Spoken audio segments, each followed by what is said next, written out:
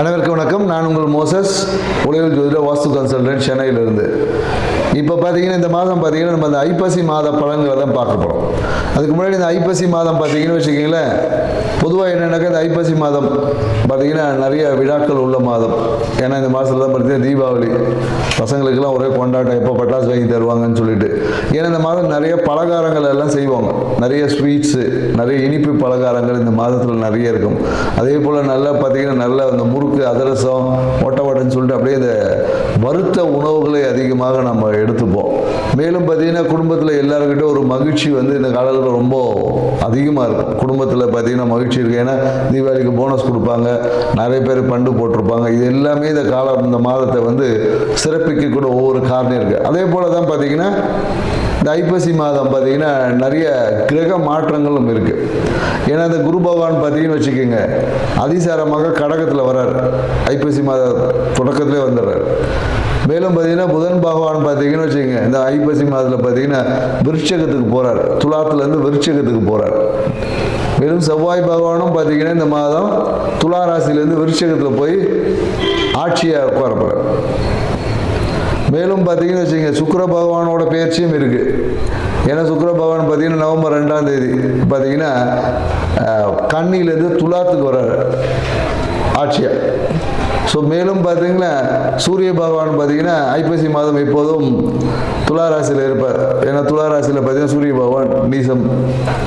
So இப்படி இவ்வளோ கிரக மாற்றங்கள் இந்த மாதத்தில் இருக்கிறதுனால நிறைய விஷயங்கள் இந்த மாதத்தில் நடக்க போகுதுன்னு சொல்லலாம். எல்லா ராசிக்காரர்களுக்கும் ஏதோ ஒரு விதத்தில் ஆரம்ப கட்டங்களில் நிறைய நற்பலன்களில் மாத பாதிக்கு அப்புறமா சில நற்பலன்கள் குறையவும் வாய்ப்பு இருக்குது. சில ராசிக்காரர்கள் பார்த்தீங்கன்னா ஆரம்ப கட்டத்தில் நற்பலன்கள் கொஞ்சம் கம்மியாக இருக்கும்.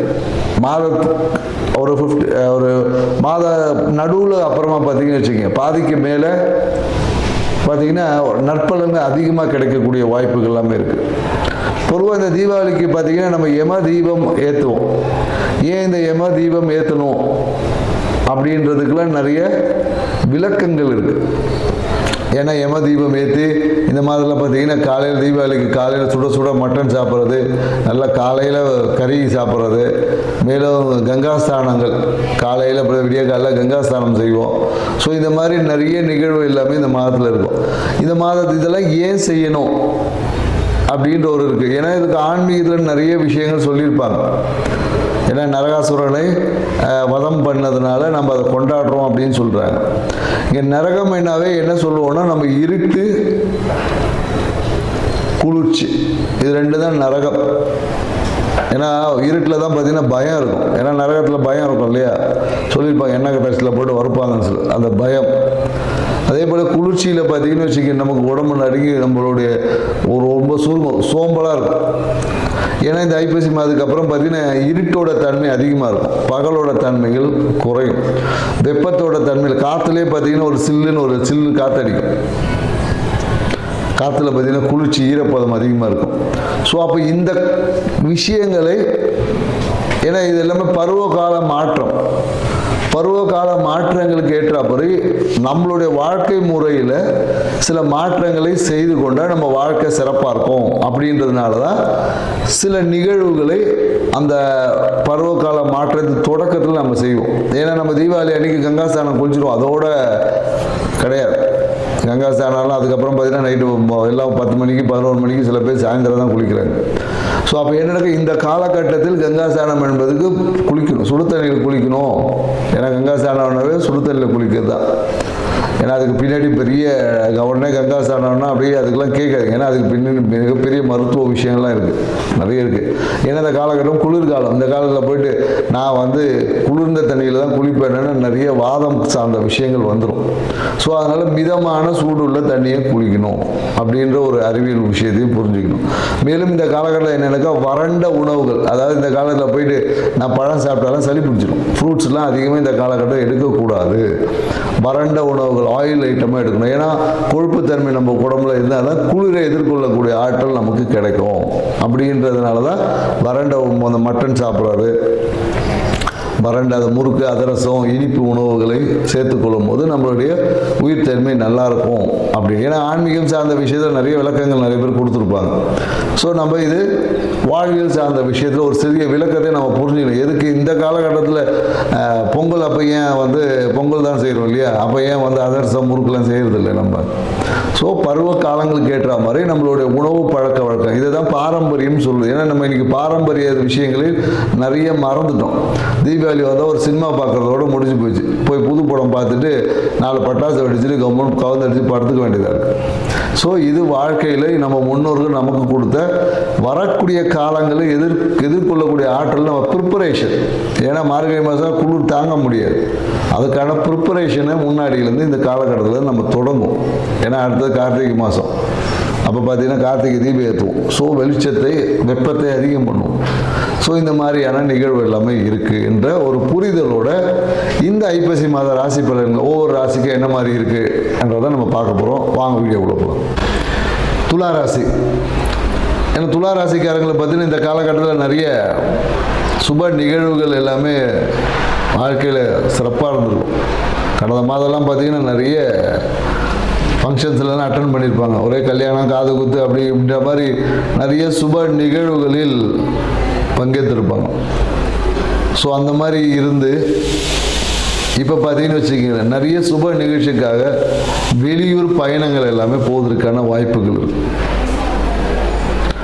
வெளியூர் பயணங்கள் செல்வது, வெளியூரில் போய் நிறைய ஹோட்டல் ஸ்டே, இந்த மாதிரியான வாய்ப்புகள் எல்லாமே இருக்கும். அப்படி இல்லைனாலும் ஏதாவது ஒரு இன்ப சுற்றுலா போவதற்கான வாய்ப்புகள் எல்லாமே உருவாகும். இவங்களுக்கு பார்த்தீங்கன்னா இந்த காலகட்டம் என்னன்னாக்கா அரசு சார்ந்த விஷயத்தில் பார்த்தீங்கன்னா ஒரு நல்ல ஒரு மகிழ்ச்சியான ஒரு அணுகுமுறை இருக்கும். தந்தை சார்ந்த விஷயத்தில் மிகுந்த ஒரு நற்பலங்களை கொடுக்கக்கூடிய ஒரு விஷயமா இருக்கும். ஸோ தந்தையோட காசில் சில பேர் தொழில் தொடங்கக்கூடிய வாய்ப்பு இருக்குது. திடீர்னு பார்த்தீங்கன்னா தந்தை அப்பா ஒரு காசை கொடுப்பாரு, அதன் மூலயமா ஒரு தொழில் தொடங்கக்கூடிய வாய்ப்பு. நிறைய பேர் எனக்கு இஷ்ட தெய்வத்தின் பேரில் தொழில் தொடங்குவாங்க. இப்போ இவங்க ஒரு யாராவது அவங்களோட இஷ்ட தெய்வம் வழிபாடு செஞ்சிட்ருப்பாங்க, அவங்க பேரில் தொழில் தொடங்குவாங்க. இல்லை இவங்களோட குருமார்களின் பேரில் தொழில் தொடங்கக்கூடிய வாய்ப்பு எல்லாமே இந்த காலகட்டத்தில் இருக்குது. ஸோ பார்த்தீங்கன்னா முயற்சிகளால் சிறிய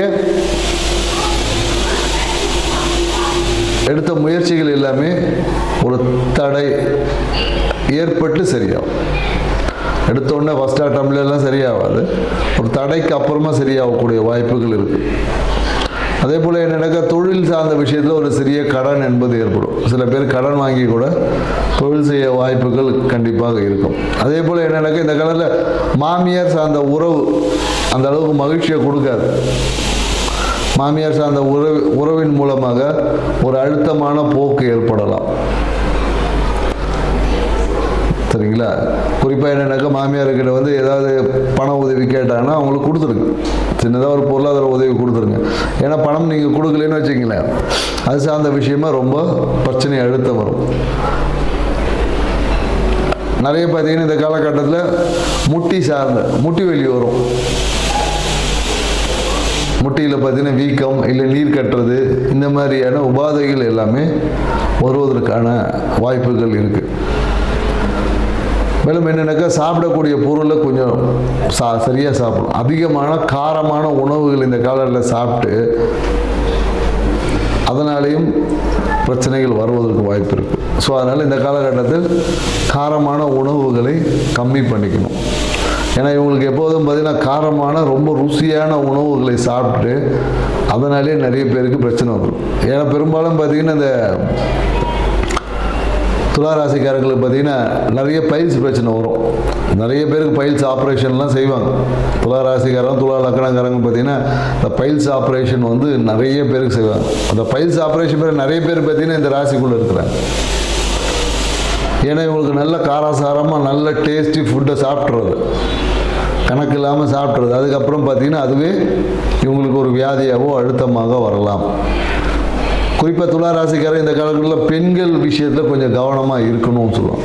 ஆண்களாக இருந்தாலும் சரி பெண்களாக இருந்தாலும் சரி, ஏதோ ஒரு பெண்ணு மூலயமாக ஒரு அவமானத்தை சந்திக்கக்கூடிய வாய்ப்புகள் இந்த மாத கடைசியில் இருக்குது.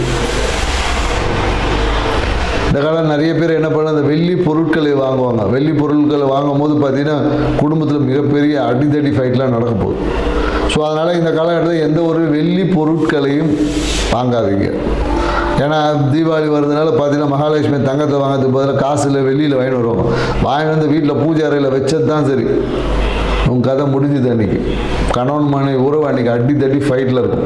துலா ராசிக்காரங்க இந்த காலகட்டத்தில் வெளியில் இருக்கக்கூடிய மகாலட்சுமியாக இருந்தாலும் சரி, எந்த இறைவன் ஃபோட்டோவும் தயவு செய்து வாங்கிடாதீங்க. வாங்கினா பிரச்சனை. சில பேர் டைவர்ஸ் வரையும் கூட கொண்டு போயிடும்.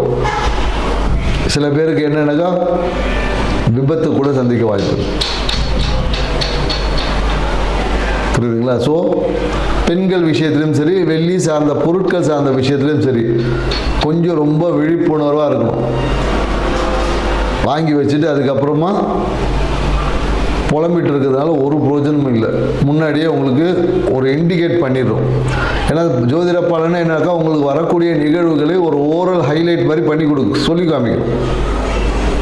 சில பேருக்கு வந்து கேட்குறவங்களுக்கு இதை தவிர்த்த, ஏன்னா இந்த மாதம் தான் உங்களுக்கு பிரச்சனை.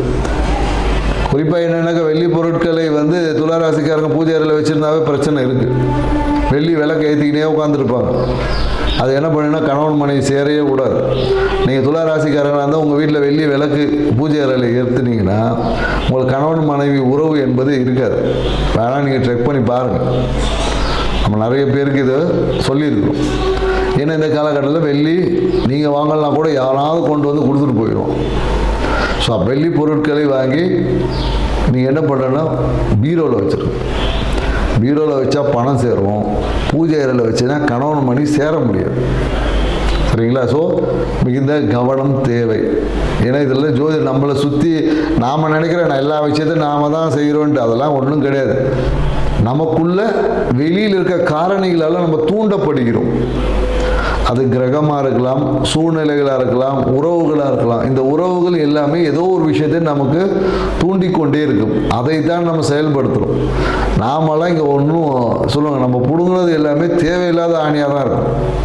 அது யாரை நானாக இருந்தாலும் சரி, அதுதான். ஸோ எல்லாருமே இங்கே என்னென்னா வெளிக்காரணிகளை நம்ம தூண்டப்படுகிறோம்.